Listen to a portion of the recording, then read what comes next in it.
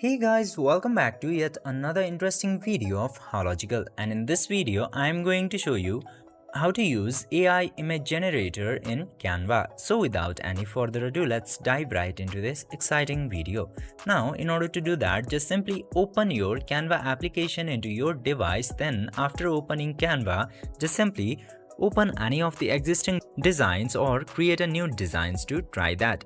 Then after coming to this page, you just simply have to scroll to this bar and then tap to this app section and find this Imagine into there.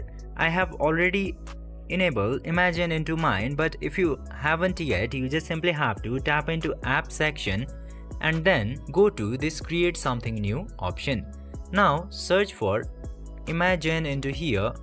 After doing all this Imagine will appear at first. Simply tap into that and now you can generate images into here. Just simply type your prompt into here and then click to generate.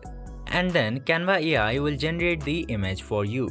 You can do this 3 times for free, but after that you have to get the premium version of Canva in order to use the Imagine. I hope this video was helpful for you. If yes, don't forget to like, share and subscribe to the channel to never miss another update. Thank you for watching the video.